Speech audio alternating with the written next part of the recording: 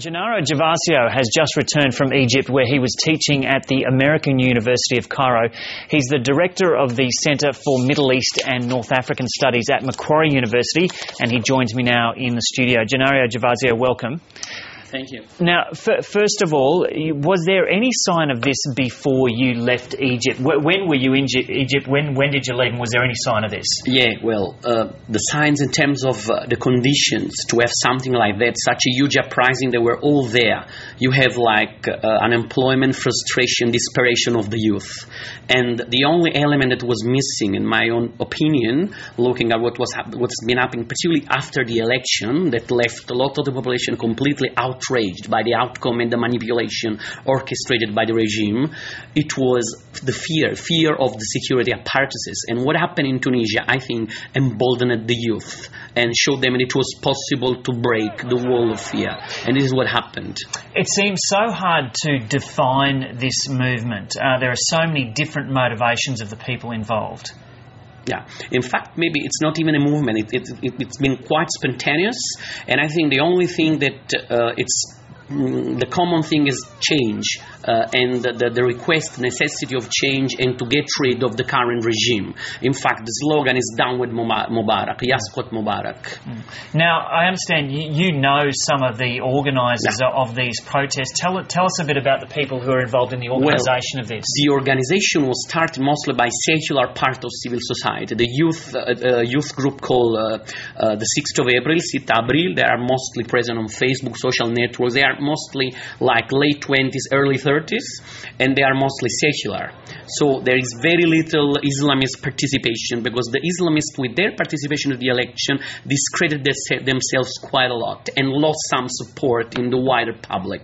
So tell us a bit about these people who are organising this. What do they actually want, apart from Mubarak going? I mean, talking to them, particularly the secularists, their idea is once Mubarak and the people closest to him are gone, there will be a transition period in which freedom of speech should be allowed, progress will be presented, and then in 1 or 2 years, free election for the first time should be convoked. So any opinion should be circulated, from the Islamist to the left to the liberal. Should the West be deeply concerned about the possibility of a very anti-Western government forming in Egypt? I mean, I don't think so. I mean, it depends also the way it's behaving. Of course, if there is every Egyptian knows that 0.5% of the reason for which Mubarak has been in power for 30 years has been U.S. support. Therefore, you can understand the anger towards the United States.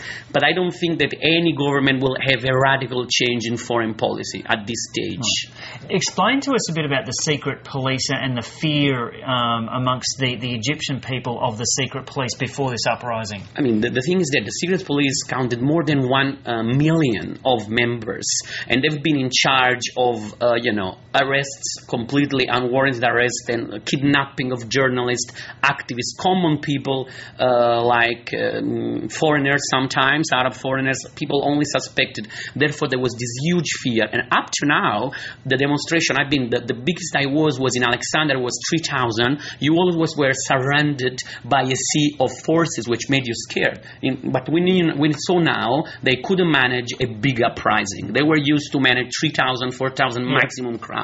So do you know if these protest organisers who you know are safe and well now? Well, I've been in touch with some of them, but as you know, the regime, another desperate attempt, isolated the country by internet. So I got in touch with some of them yesterday, and they were fine, but I could not get in touch with all of them. Right, and what's their sense at the moment? Are they euphoric at what? No, they say that they are not going to go until Mubarak goes. Yeah. That is the point. There will be no compromise, and actually Mubarak showed how blind is it, because he appointed 2 people of the old guard. I mean, they want change, they want new faces, and what he got to these protesters, people who are of his own generation, I mean, over 70, and they were associated with him.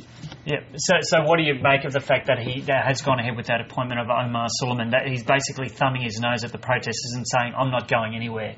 Yeah, I mean, this was one of the possibilities he could have gone before the protests. But now the protests won't change, and Omar Suleiman is the opposite of change. And Shafiq was former Ministry of Interior and is deeply hated by the people.